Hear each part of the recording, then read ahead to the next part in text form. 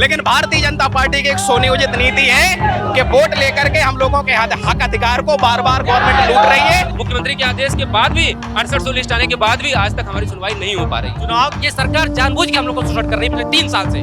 इनको कोई समझाए, दिवाली तो इन जैसे लोगों के लिए होती है, आराम से बैठ के बंगले में खूब हवा खाए, क्योंकि हमने ही इनको जिताया है, गलती हमारी ही है। उत्तर प्रदेश में रोजगार पाना किसी जंग जीतने से कम नहीं है, क्योंकि लगातार उत्तर प्रदेश में रोजगार हासिल करने के लिए बेरोजगार युवाओं का कई तरीके से संघर्ष देखने को मिलता है। ये जो संघर्ष है कई चरणों में होता है। पहले तो नौकरी के लिए विज्ञापन जारी करवाने के लिए संघर्ष, उसके बाद फिर जो है एग्जाम कराने के लिए संघर्ष, फिर उसके बाद आंसर की के लिए संघर्ष, और इन सब के बाद आखिर में इन अभ्यर्थियों के पास जो सबसे बड़ा संघर्ष होता है वो ये होता है कि ये एक बार फिर से नियुक्ति पत्र के लिए संघर्ष करते हैं। 69,000 शिक्षक भर्ती में 6800 सीटों के लिए ये यहाँ पर लगातार संघर्ष चल रहा है। तस्वीर हम आपको दिखा रहे हैं कि ये शिक्षा मंत्री संदीप सिंह के आवास पर ये तमाम 69,000 शिक्षक भर्ती के जो है अभ्यर्थी हैं, जो पिछले लंबे समय से लगातार संघर्ष कर रहे हैं। हाथों में बैनर है, वैध चयनित शिक्षकों को नियुक्ति दो। इस तरीके की ये नियुक्ति को लेकर पिछले लंबे समय से इनका संघर्ष जारी है। चुनाव के टाइम पे भी इन्होंने लंबा संघर्ष किया था, उसके बाद फिर तमाम जो है अलग अलग मौके पर इन्होंने सरकार को घेरने के लिए जो है संघर्ष की बात कर लेते हैं। एक बहुत लंबा संघर्ष आप लोग कर रहे हैं, लंबे समय से हम लोग देख रहे हैं, आपको कवर कर रहे हैं। ये संघर्ष क्यों नहीं खत्म हो रहा है? हम लोगों का संघर्ष 4.5 साल से चल रहा है। 69,000 शिक्षक भर्ती में आरक्षण का बड़े पैमाने पर जो है अनियमितता हुई थी, गवर्नमेंट के द्वारा सुनियोजित तरीके से घोटाला किया गया था। हम लोगों ने माननीय हाई कोर्ट में और राष्ट्रीय पिछड़ा वर्ग आयोग में 1.5 साल तक हम लोगों ने अपनी लड़ाई लड़ी। उसके बाद राष्ट्रीय पिछड़ा वर्ग आयोग और हाई कोर्ट के द्वारा ये मान लिया गया कि 69,000 शिक्षक भर्ती में आरक्षण घोटाला हुआ है। उसके बाद योगी जी ने कमेटी बनाई, उसके बाद 6800 की एक लिस्ट जारी की है कि जो है 6800 में वास्तव में घोटाला हुआ है। 5 जनवरी 2022 को हम लोगों की 6800 की जो लिस्ट आ गई। उसके बाद 2-2.5 साल बीत जाने के बाद हम लोगों को पिछड़े दलित अभ्यर्थी हैं हम लोगों को आज तक जो है नियुक्ति पत्र नहीं मिला है। हम लोग सड़कों पर संघर्ष करने के लिए मजबूर हैं। हम लोगों के लिए खाने के लिए भी नहीं होता है। हम लोग बड़ा संघर्षरत हैं, लेकिन गवर्नमेंट हम लोगों को अब तक दर्जनों बार आप शिक्षा मंत्री के आवास को घेर चुके हैं, विधानसभा, बीजेपी कार्यालय, मुख्यमंत्री आवास, कुछ बचा नहीं है। मगर ये लड़ाई खत्म कब होगी, कब सुनवाई होगी? हम लोगों को भैया हर बार आश्वासन मिलता है और होता कुछ नहीं है। तो इस बार भी आश्वासन लेकर जाएंगे? अब हम आश्वासन लेकर के नहीं जाएंगे। हम लोगों ने ये सोच लिया है कि जब तक हम लोगों को नियुक्ति नहीं मिलेगी हम लोग यहीं पर बैठे रहेंगे। हम लोगों को जो भी करना पड़ेगा हम लोग करेंगे, लेकिन अब हम लोग बिना नियुक्ति लिए नहीं जाएंगे।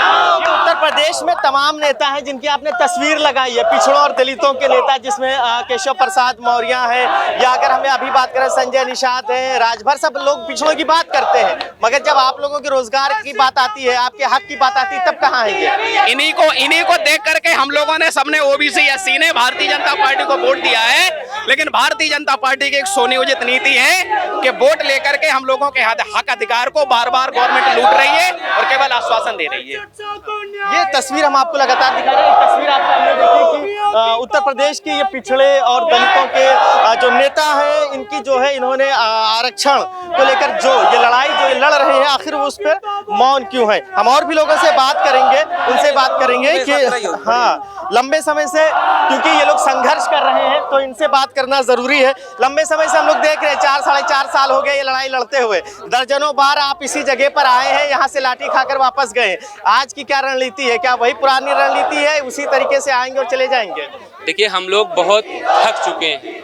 आज हमारे पास खाने के पैसे तक नहीं है। हम लोग किसी तरीके से यहाँ तक पहुँचे हैं। पुलिस प्रशासन की स्थिति आप देख रहे हैं, बसों में तैयारी है।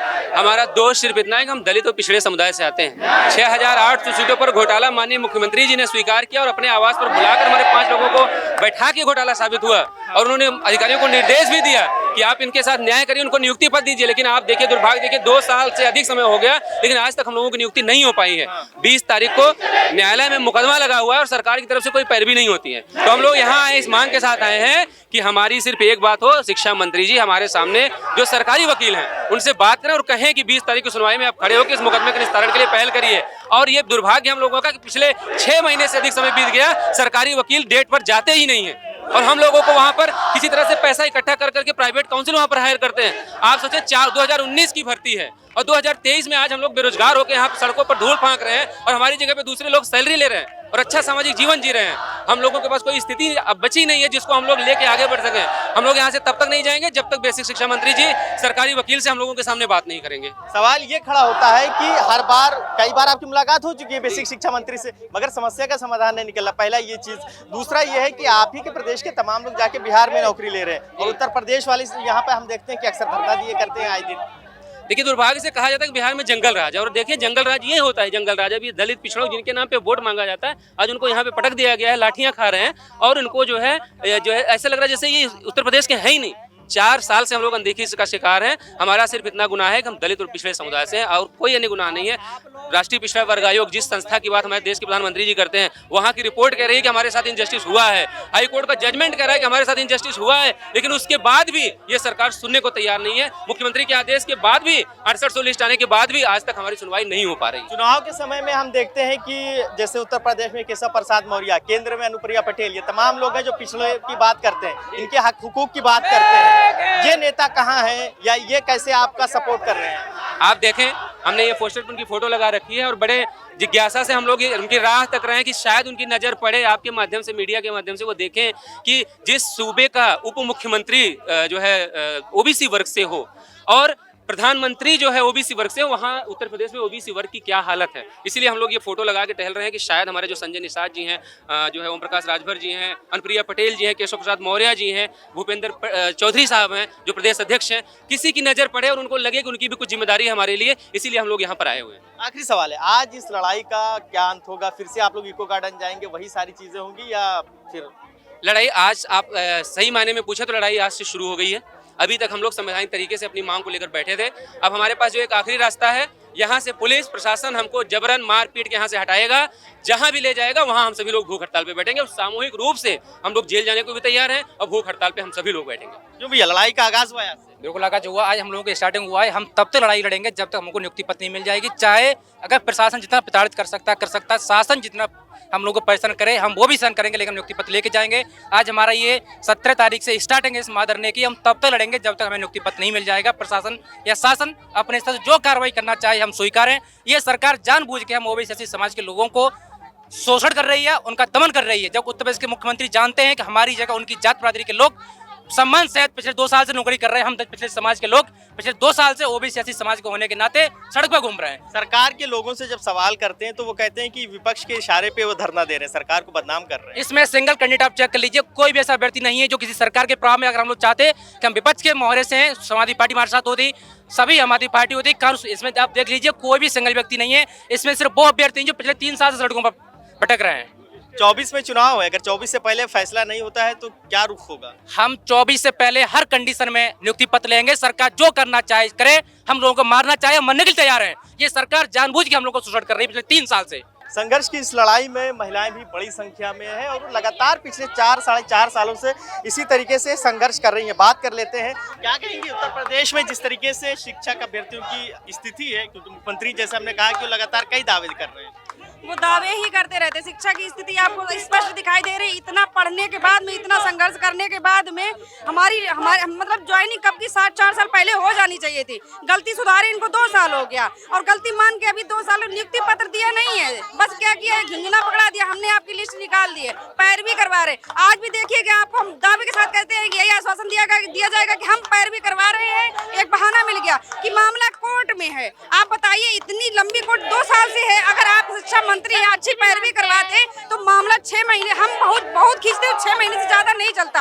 आज 2 साल हो गए। आप बताइए ये आश्वासन हम कब तक पकड़े रहे? हमें भी दर्द होता है, ये हमारा हक अधिकार है। हमने कितनी मेहनत की, कितना पैसा माँ बाप का खर्च हुआ है, ये हम जानते हैं। लेकिन वही हाल है ना भैया कि जाना जाए पैर बीमारी, वो ना समझे पीर पर आई। इस समय हमारा दर्द कौन नहीं समझ रहा है, क्योंकि वो हमारा दर्द है ना, इसमें शिक्षा मंत्री का नहीं है। यदि यहीं पे अगर उनके बच्चे होते तो समझ में आता कि क्या संघर्ष होता है। हमारा संघर्ष हमारे माँ बाप से पूछिए किस तरह से निकलते हैं, हमारे बच्चों से पूछिए। 2 साल की बच्ची को रोता छोड़ के निकलते हैं वहाँ से। दिवाली का पर्व हाल ही में गुजरा है, पर्व में बड़ी जिम्मेदारियां होती हैं, कैसे आप लोग इसको मैनेज करते हैं? जिम्मेदारियां क्या, दिमाग तो यही रखा रहता है, ये हमारे लिए जीवन है, ये अगर ये जीवन है, ये एक अच्छा हमारा उच्चतम भविष्य है ये। और जब यही नहीं है तो कैसी दिवाली का पर्व, गरीब के घर में दिवाली भी दिवाली नहीं लगती है। इनको कोई समझाए, दिवाली तो इन जैसे लोगों के लिए होती है, आराम से बैठ के बंगले में खूब हवा खाएं, क्योंकि हमने ही इनको जिताया है, गलती हमारी ही है। और आज ये हमें ही आश्वासन दे के बीच में झूला झुला रहे हैं। क्या इनके पास तक हमारी आवाज नहीं जा रही? इतने हजारों की संख्या में हमारे साथी चिल्ला रहे हैं, ज्यादा दूर घर भी नहीं है। क्या इन्हें हमसे डर है क्या? आके हमसे बात नहीं कर सकते हैं? एक डेलीगेशन बनवा रहे, कैसा डेलीगेशन? हम खुद अपने लिए डेलीगेशन है। तो ये शिक्षा मंत्री संदीप सिंह का आवास है, जिसके बाहर हमेशा की तरह इस बार भी 69,000 शिक्षक भर्ती में 6800 सीटों की मांग करने वाले तमाम अभ्यर्थी बड़ी तादाद में फिर से एक बार पहुंचे हैं। ये पहली बार नहीं पहुंचे, इससे पहले ना जाने कितनी बार पहुंच चुके हैं। इनको रोकने के लिए हमेशा की तरह बड़ी तादाद में पुलिस फोर्स तैनात की गई है। अब देखने वाली बात ये काफ़ी अहम होगी कि क्या इनकी समस्या का समाधान होगा या फिर से इनकी गिरफ्तारी होगी और हमेशा की तरह ये इको गार्डन जाकर फिर से संघर्ष शुरू करेंगे। वीडियो जर्नलिस्ट मेराज खान के साथ फरीदुल हसन, #भारत न्यूज़ लखनऊ।